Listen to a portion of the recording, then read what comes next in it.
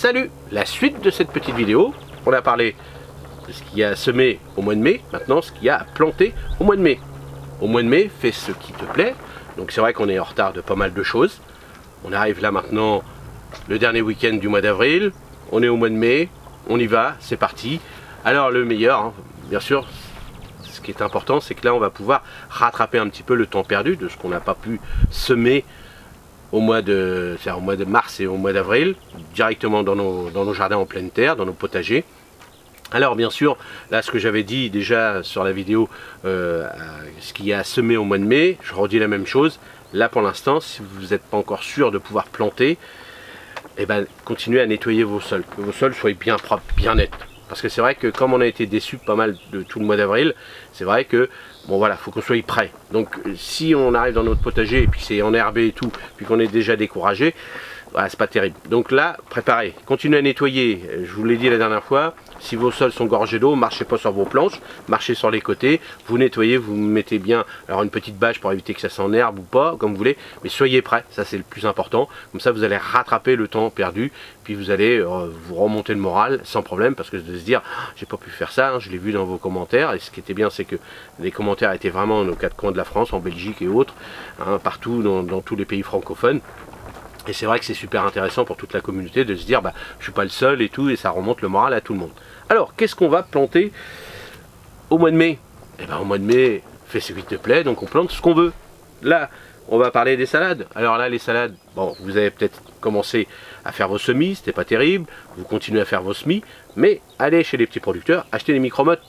Ou alors là, bien sûr, maintenant, un peu partout, ils font des promotions de micromottes. Alors regardez la qualité, regardez si c'est des plantes bio ou pas, comme vous voulez, mais regardez la qualité, parce que quand il y a une promotion, il faut y aller tout de suite, parce que sinon ils arrosent pas, puis c'est dégueulasse. Surtout en plus, c'est des micromottes de tourbe, donc si ça fait vraiment la tête, ça fait déjà quelques temps qu'ils ne sont pas arrosés, donc faites gaffe, n'achetez pas ce genre de produit. Donc les salades, moi je parle des salades en règle générale, de ce que vous aimez.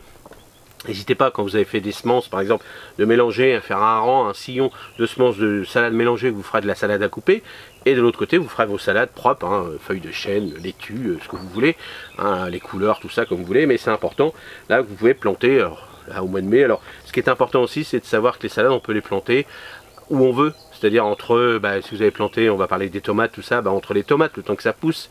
Alors faites attention aussi quand vous plantez entre quelque chose, de pouvoir circuler aussi pour désherber tout ça sans écraser ce que vous avez mis entre les plants. Hein, ça c'est important aussi, de se dire on va planter, on vous a dit que vous pouvez planter comme ça, mais si vous ne pouvez pas circuler après pour nettoyer ou autre, pour récolter, c'est embêtant quand même. Les tomates, bon voilà, on plante, hein, les tomates, ça y est, on parle toujours des 5 glaces, là les tomates, toutes sortes de tomates, vous pouvez y aller. Donc bon, moi j'en propose sur mes marchés bien sûr. Mes clients, je leur ai dit, hein, attendez un petit peu encore, tous ceux qui veulent planter à l'extérieur, mais tous ceux qui ont des serres, ils ont déjà planté, ils ont les protégés. Mais voilà, là les tomates, on peut y aller sans problème. Tout ce qui va être poivron, aubergine, tout ce qui va être légumes, fruits.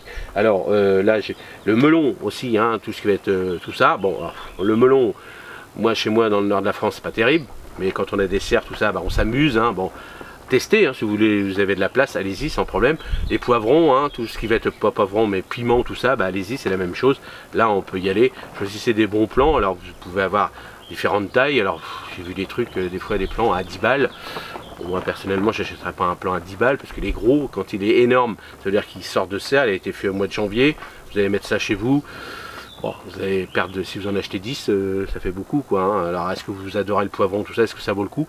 Vaut mieux acheter un petit plant correct, hein, qui fait 10-15 cm, et puis prendre son temps, puis vous mangerez des aubergines, des poivrons, tout ça, à la bonne saison, c'est-à-dire cet été, hein, chez nous, dans le nord de la France, c'est l'été hein, qu'on mange ces légumes fruits sans problème. Après les choux, plantez les choux que vous voulez, hein, les choux, alors là ça va être surtout des brocolis, des choux-fleurs, des petites choses comme ça. Alors il y a d'autres choux que vous aimez, hein, allez-y. Là vous achetez ça en petit plan, là c'est le moment aussi, c'est les promotions, tout ça. Regardez la qualité, ça c'est important. Je suis un petit peu enrhumé parce qu'avec le chaud, le froid. Alors échalotes, oignons, donc là je vous avais dit les petits oignons. Échalotes, oignons, si on pouvait semer des petites choses comme ça, on pouvait le faire. Mais là vous pouvez, là, si vous en trouvez, parce que le problème c'est que c'est pas facile d'en trouver, des petites bulbes, hein, échalotes, oignons, allez-y, il n'y a aucun souci, hein, vous pouvez les faire sans problème. Si vous avez des terrains argileux et des terrains boueux, tout ça, faites-les sur des petites buttes, comme ça, s'il continue à pleuvoir, tout ça, ils vont pas pourrir, hein, ça c'est important. Courgettes, là les courgettes vous pouvez en planter, sans problème, faites gaffe aux gastéropodes, parce que là, à cette époque-là, les chaleurs remontent, le soleil, ils vont encore avoir, surtout si vous avez des sols humides, bah là ils sont là, hein. Là ils attendent que ça, que vous leur ramenez de la nourriture. Donc faites gaffe parce que vous plantez 10 pieds de courgettes, hein, on va parler des courgettes, des concombres, des cornichons, c'est pareil. Et si vous plantez ça, le lendemain il n'y a plus rien. Donc, ça fait du mal. Donc si vous faites vous-même vos propres semences, ça va. Mais si vous les avez achetées, là c'est plus embêtant. Donc le concombre cornichon, donc concombre cornichon, vous avez vu, moi je vais les planter sur mes triages, hein, je vais vous montrer comment je fais.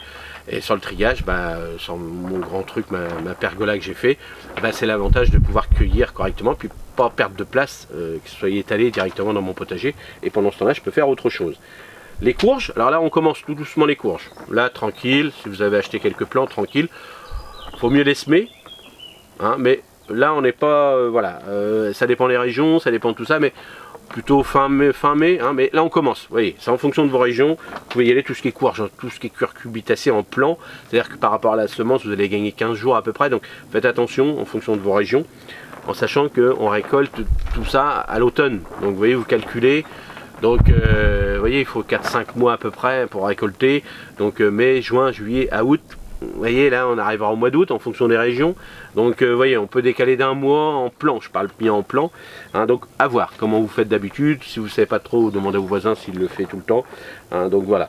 Les céleris, alors tout ce qui va être céleri rave, là vous pouvez les acheter en petite motte, hein.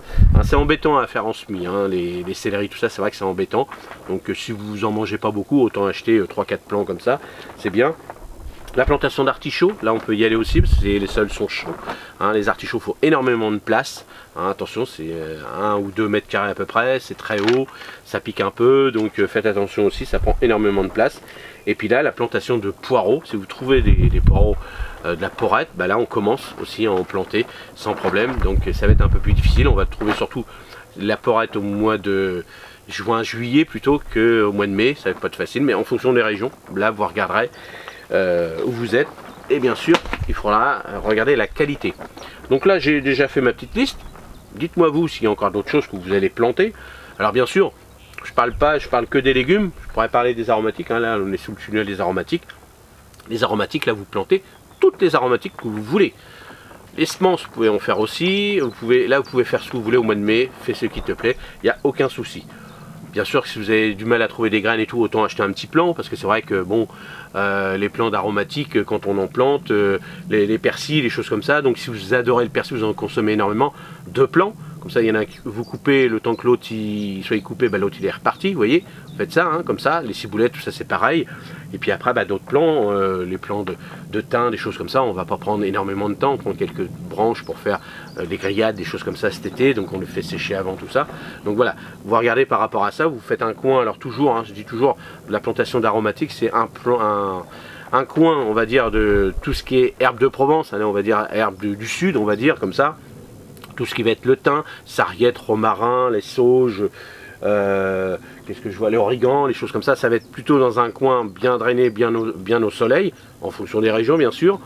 Et je parle surtout pour le nord de la France, et puis tout le reste, tout ce qui va être coriandre, persil, là j'ai de la nette, là j'ai le cerfeuil, vous voyez, plutôt lui dans un coin plutôt mi-ombre, c'est-à-dire le soleil le matin, et on va dire à partir de 11h midi, en fonction des régions, si ça tape énormément, plutôt un petit peu de repos, peut-être un peu de soleil en fin de journée si vous voulez, mais faites attention, et ça dans des coins un petit peu plus humides, hein, ça a besoin d'un peu plus d'humidité que ce genre de plantes comme le thym, tout ça, qui a besoin ensuite d'une petite période de sécheresse. Alors faites attention bien sûr, chaque fois que vous plantez, que ce soit les thym ou tout ce qui va être persil, tout ça, la première année, c'est-à-dire surtout les plantes vivaces, surveillez quand même l'arrosage. Parce que si on vous dit, oh, oui mais le thym ça a besoin de sec, oui mais s'il n'est pas encore installé, c'est là que vous le perdez. Les gros problèmes qu'on a dans ces plantes-là, plantes du sud, hein, j'appelle ça les plantes du sud, l'herbe de Provence, et au début on dit ah je l'ai perdu parce que parce que vous avez planté ça, vous dites ouais mais c'est les plantes du sud, ils supportent la sécheresse. Non, au démarrage il faut qu'ils s'installent, ils vont s'installer, donc comme c'est des plantes qui vont durer 10, 15, 20, même plus, et les premières années, surtout la première année, surtout si vous les plantez au mois de mai, puis que chez vous il fait très froid, très chaud pardon, puis qu'il n'y a pas de pluie, la plante elle va rester dans son godet. En plus si vous achetez un truc, vous savez pas d'où, et dans le godet c'est du terreau merdique, puis que ça sèche énormément, bah, alors vous n'allez pas le voir tout de suite parce que c'est des feuilles assez costauds, puis à fur et à mesure vous allez le voir, il va jaunir, vous allez ah bah mon machin, bah oui, parce qu'il sort de serre, lui il a été engraissé, vous mettez ça dans vos jardins, puis vous dites bah non, il n'y a pas besoin d'eau, mais si, il y a besoin d'eau. La première année, vous surveillez l'arrosage de tout ce que vous plantez dans l'ensemble de votre jardin. Allez, dites-moi dans les commentaires ce que vous allez planter, ce que vous avez déjà fait, ce que vous avez déjà récolté, hein, vous avez vu, moi je vous ai montré déjà ce que j'ai déjà récolté. Et puis là, je vois dans mon petit tunnel, bah, les petites fraises, ça y est, ils ont fleuri. Je les ai couvertes parce qu'il a fait un peu froid, mais les fruits arrivent, donc on va commencer à manger des bonnes fraises. Les fraises, les tomates, ça c'est les deux produits, on va dire, les légumes fruits que j'adore. Hein, ça c'est super bon et c'est super bon. Avant que les oiseaux mangent les fraises, bon, bah, je fais attention. Mais c'est vraiment ce que j'adore dans mon jardin. Donc dites-moi vous ce que vous adorez dans votre jardin et surtout le plaisir. Je vous dis toujours, plaisir. Le plaisir au potager, c'est ce qui est de plus important. Allez, n'hésitez pas à me laisser des commentaires. Allez, je vous le redis encore un petit peu pour tous ceux qui ont regardé cette vidéo jusqu'à la fin. Si vous n'êtes pas abonné, abonnez-vous, ça me fait plaisir. Comme ça, vous aurez toutes les notifications, tout ce que je dis, tout ce que je vais faire. C'est important bah, de me suivre si vous voulez. Vous voyez, je réponds à tous les commentaires. Si vous me posez une question, je réponds. Ça fait une petite sorte de blog en plus, hein, en plus des vidéos. Puisque maintenant, bah, je me concentre vraiment sur de vous répondre correctement aux commentaires. Donc ça permet de lire les commentaires, de faire partager tout ça à toute la communauté. Et c'est ce qui m'importe aujourd'hui, de vous faire plaisir. Allez, merci, à la prochaine vidéo. Salut!